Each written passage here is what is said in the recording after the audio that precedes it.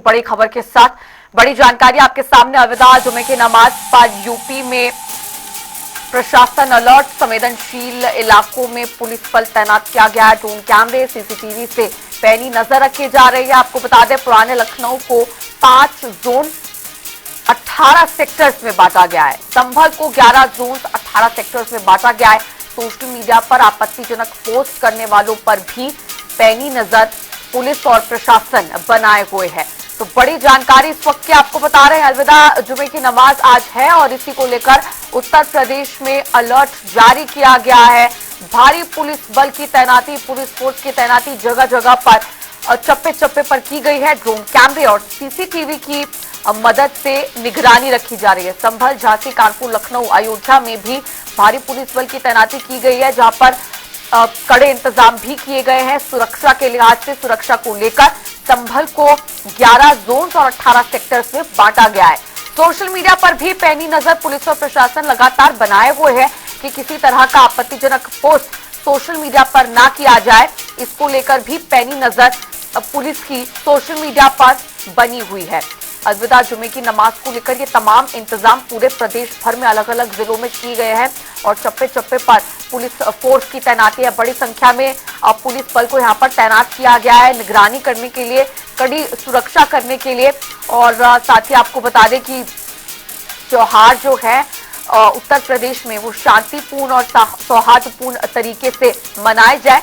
किसी तरह की कोताही इन त्योहारों के बीच ना हो और आपसी मेल मिलाप के साथ सभी लोग इन त्योहारों में भाग ले, इसी को लेकर ये सुरक्षा व्यवस्थाएं की गई है। प्रशासन पूरी तरह से आज के दिन को लेकर अलर्ट है। आज अलविदा जुमे की नमाज पढ़ी जाएगी, जिसको लेकर कड़ी सुरक्षा के बीच ये तमाम इंतजाम हुए हैं। पुलिस प्रशासन दोनों ही उत्तर प्रदेश में अलर्ट है।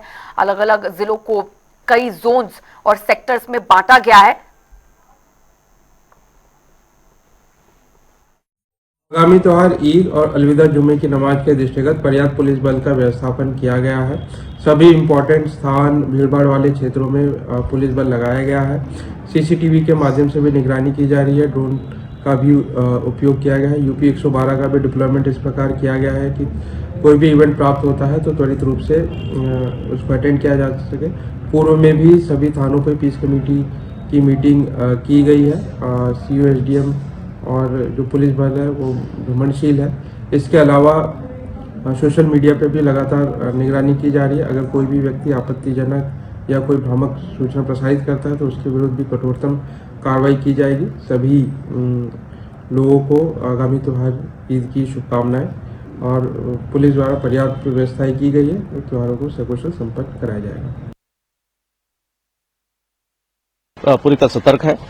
जोनल सेक्टर व्यवस्था लागू है और नमाज पूरी तरह शांतिपूर्वक ढंग से संपन्न कराई जाएगी। यह सुनिश्चित किया जा रहा है, कहीं भी अशांति नहीं है। सर, पैरामिलिट्री फोर्सेज और मजिस्ट्रेट्स वगैरह की तैनाती भी यहाँ पे की गई है। पर्याप्त पुलिस बल लगाई गई है और आरएएफ, आरआरएफ, पीएसी के साथ सिविल पुलिस भी तैनात है और सेक्टर जोनल व्यवस्था लागू है। साथ ही ड्रोन और सीसीटीवी के माध्यम से सुरक्षा व्यवस्था भी रखी जा रही है।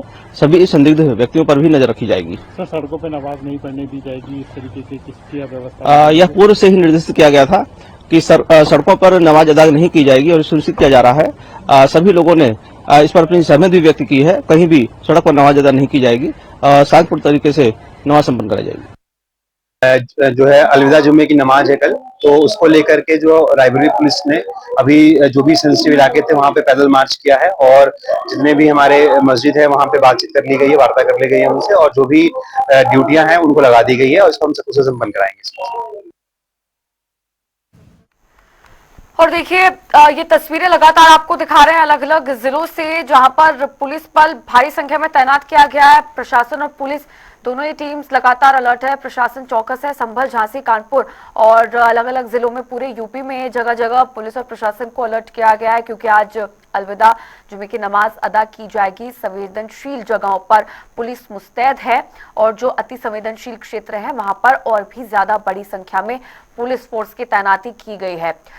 कई तरह के इंतजाम और व्यवस्थाएं सुरक्षा के लिहाज से सुरक्षा के मद्देनजर किए गए हैं। कई फोर्सेस तैनात की गई हैं और साथ ही आपको बता दें कि सोशल मीडिया पर भी पैनी नजर पुलिस बनाए हुए है कि किसी तरह का कोई आपत्तिजनक पोस्ट या आपत्तिजनक टिप्पणी आज के दिन को लेकर सोशल मीडिया पर ना की जाए, इसको लेकर भी पैनी नजर पुलिस लगातार सोशल मीडिया पर भी बनाए हुए हैं। और साथ ही में ये भी बता दें कि जुमे की नमाज अदा करने के लिए ये रूल्स जारी किए गए हैं सरकार की तरफ से कि कोई भी सड़क पर या फिर घर की छत पर जुमे की नमाज, अलविदा जुमे की नमाज को अदा नहीं करेगा और केवल ईदगाह में ही जुमे की नमाज अदा की जाएगी।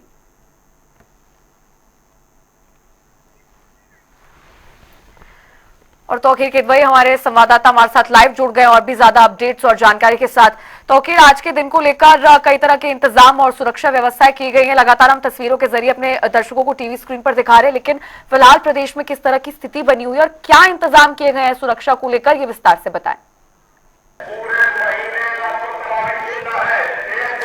देखिए, वक्फ संशोधन बिल और संभल में जो हाल ही में घटना हुई, इसको लेकर ये कहा जा रहा था कि जो कई ऐसे संवेदनशील इलाके हैं जहां पर पुलिस को चौकन्ना रहने को कहा गया था।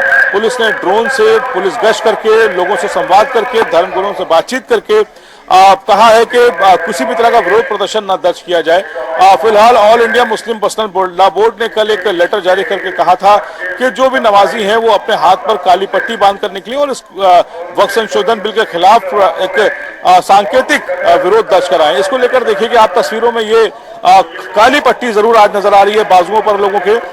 ये सभी लोग आज काली पट्टी बांध कर निकले हैं। एक तस्वीर ये है और सामने एक तस्वीर और है जहां पर आपको पुलिस नजर आएगी, यानी कि जो खाकी है वो उसकी संख्या बहुत ज्यादा है। अमूमन नमाजों में इतनी संख्या नहीं दिखती है, लेकिन यहाँ पर आप तस्वीरों में देखेंगे कि ये जो सामने की पट्टी है, यहाँ पर पुलिस का एक बड़ा जमावड़ा है। पुलिस के बड़े बड़े अफसर यहाँ पर मौजूद हैं।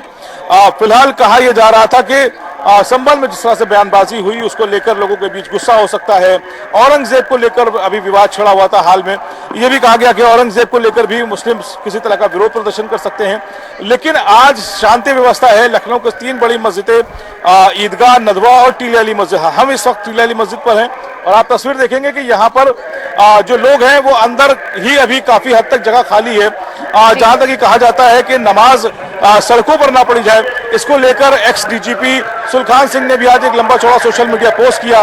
उन्होंने कहा जब कांवड़ यात्रा निकल सकती है, जब यहाँ पर भंडारे हो सकते हैं, जब यहाँ पर जो कथाएं होती है पूरी रात सड़कों पर, जब ये हो सकती हैं, तो सिर्फ 3 ऐसी नमाजें जिसमें 10 मिनट लगते हैं, इन नमाजों को क्यों नहीं किया जा सकता। उन्होंने मेरठ पुलिस पर भी सवाल खड़े किए। उन्होंने कहा जब मेरठ पुलिस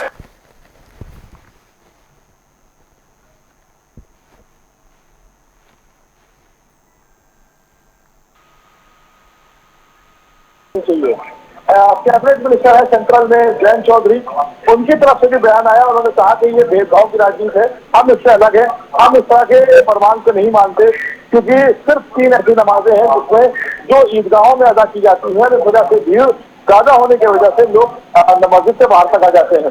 लेकिन उन्होंने ये भी कहा है कि इस तरह की राजनीति को वो पसंद नहीं करते, इसलिए वो भाजपा से इस मुद्दे पर अलग है। फिलहाल मोदी की तरफ से सौगात दी जा रही है। ईद पर 25 लाख मुस्लिम परिवारों को कहा गया है कि ईदी की सौगात यानी कि ईदी भेजी जा रही है। उसमें कपड़े भी हैं, सिवई है और ईद से जुड़े हुए कई ऐसे सामान है जो मोदी की तरफ से भेजे जाएंगे, यानी कि उसे मोदी सौगात काम दिया गया है।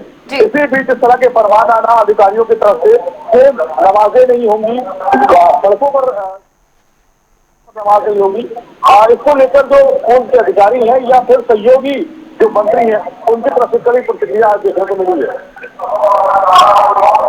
बिल्कुल तौकीर, जिस तरह से आप बता रहे हैं कि किस तरह से पुलिस और पुलिस बल की बड़ी संख्या में यहाँ पर तैनाती की गई है, पैनी नजर रखी जा रही है, सड़कों पर भी छतों पर भी नमाज अदा करने की परमिशन नहीं है, लेकिन साथ ही और भी ज्यादा पुख्ता इंतजाम किए गए हैं। केवल इतना ही नहीं, लाउड स्पीकर के इस्तेमाल पर भी प्रतिबंध लगाया गया है कि इस दिन लाउड स्पीकर का इस्तेमाल भी नहीं किया जा सकता है।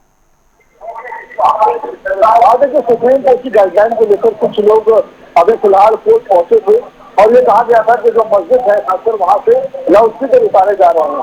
इस पर सुप्रीम कोर्ट ने स्पष्ट आदेश दिया था कि उन्होंने लाउड स्पीकर उतारने का कोई आदेश नहीं दिया, सिर्फ डेसिबल को जो मानक है डेसिबल यानी कि जो आवाज के मानक है उसको लेकर आदेश दिया है कि उसको ज्यादा ध्वनि ना हो ताकि ध्वनि प्रदूषण ना हो। फिलहाल ध्वनि प्रदूषण ना हो। फिलहाल जो यहाँ पर कहा जा रहा है कि जो बड़ी मस्जिदें हैं वहां पर कुछ देर के लिए परमिशन दी गई है कि ताकि नमाज की आवाज लोगों तक पहुंच सके और उसके बाद उसको भी अपने मानक के अनुसार ही कर दिया जाएगा। लेकिन जो पुलिस प्रशासन है उसने सभी धर्मगुरुओं से लगातार बातचीत की है। यहाँ पर जो बड़े अधिकारी हैं पुलिस के, डीसीपी लेवल के, एडीसीपी लेवल के, वो कई दिन से हम लोग देख रहे हैं, वो पीस कमेटी की मीटिंग चल रही है। कॉन्टिन्यू कमिश्नर रैंक के अधिकारी भी यहाँ पर निकलकर धर्मगुरुओं के साथ बातचीत कर रहे थे कि ताकि जो भी परंपराएं हैं उनको उन्हीं तरह से निभाया जाए, कुछ नई परंपरा ना जोड़ी जाए, कोई नई व्यवस्था ना जोड़ी जाए, इसको लेकर दोनों तरफ से सहमति थी। फिलहाल अलविदे की नमाज वैसे ही हो रही है जैसे परंपरागत तरीके से लखनऊ में खासकर होती थी। अभी हाल फिलहाल होली और जुमे की नमाज हमने देखी यहाँ पर कि जिस दिन होली थी उसी दिन जुमे की नमाज थी। ऐसे में भी लोगों ने सौहार्द और एकता की मिसाल पेश की। यहाँ पर कोई भी ऐसी घटना देखने को नहीं मिली। खासकर लखनऊ के लोगों ने होली के लिए समय घटाया था, मुस्लिम्स ने नमाज के लिए समय बढ़ाया था। यानी कि जमीन पर अगर आप बात करेंगे तो कोई भी आदमी भेदभाव नहीं चाहता, दूरियां नहीं चाहता, खाई नहीं चाहता, वो एक साथ रहना चाहता है। सियासी बयानबाजी जरूर हो रही है, लेकिन इस बीच कुछ अधिकारियों के बयान ने तनावपूर्ण माहौल जरूर बनाने की कोशिश की। ठीक है, चलिए तौकीर आप बने रहिए हमारे साथ। मेरठ से भी संवाददाता जुड़े हैं सरफराज अहमद, उनका रुख कर लेते हैं। सरफराज, मेरठ में किस तरह के इंतजाम और व्यवस्थाएं सुरक्षा के लिहाज से की गई और सबसे महत्वपूर्ण मेरठ को कितने जोन्स और सेक्टर्स में बांटा गया है ताकि सुरक्षा यहाँ पर पुख्ता रहे? नमाज पढ़ने लोग आ रहे हैं लगाई गई है। इसके अलावा आरएफ की जो पूरी टीम है वो भी यहाँ पे लगाई गई है। तमाम लोकल थानों की जो पुलिस है वो जो संवेदनशील इलाके हैं मेरठ के, उन जगहों को चिन्हित करके वहां पर डिप्लॉयमेंट किया गया है। आपको बता दें कि मेरठ में जो एडीजी, आईजी और डीआईजी तमाम आला अधिकारी जो है खुद सड़कों पर निकलने के बाद मॉनिटरिंग कर रहे हैं। लगातार ड्रोन कैमरों से भी इसकी निगरानी की जा रही है। जैसा कि आपको पता है कि पहले से ये चेतावनी दी गई थी कि अगर सड़क पर नमाज पढ़ी गई तो सख्त कार्रवाई जो है वो की जाएगी, लेकिन इस तरीके की कोई भी ऐसी हमें आज जो नमाजी है वो नहीं दिखाई दी है। सभी जो है जो आदेश था उनका पालन करते नजर आ रहा है और तमाम नमाजी जो है, मैं इस वक्त मेरठ के जामा मस्जिद पर खड़ा हूँ जो कि मशहूर शाही जामा मस्जिद है। यहाँ पर तमाम जो नमाजी है बड़े इत्मीनान से अपनी नमाज को अदा करके वो इस वक्त मस्जिदों से बाहर निकल रहे हैं और सभी के चेहरे जो है वो खुशी से आप देख सकते हैं। तो फिलहाल जो है जो आदेश दिया गया था उसका पूरी तरीके से पालन करते हुए यहाँ पर नजर आए। जी सरफराज, और किस तरह के इंतजाम यहाँ पर सुरक्षा के लिहाज से किए गए हैं? कई गाइडलाइंस और रूल्स जारी किए गए हैं कि सड़कों पर और छतों पर नमाज अदा नहीं कर सकते, अगर की जाएगी तो सख्त कार्रवाई होगी, और क्या कुछ व्यवस्थाएं हैं? देखिए, मैं दोबारा आपकी आवाज मुझ तक नहीं पहुंच पा रही, एक बार दोबारा चाहूंगा। सरफराज, मेरा सवाल यह है कि और किस तरह के इंतजाम और व्यवस्थाएं सुरक्षा के लिहाज से किए गए हैं? कितने जोन्स और सेक्टर्स में मेरठ को बांटा गया है ताकि पुख्ता सुरक्षा के इंतजाम नजर आए? सुरक्षा के इंतजाम लगातार यहाँ पर किए जा रहे हैं। पुख्ता इंतजाम है, सीसीटीवी, ड्रोन कैमरा और तमाम जो सोशल मीडिया है उसको भी जो है लगातार यहाँ पर निगरानी की जा रही है।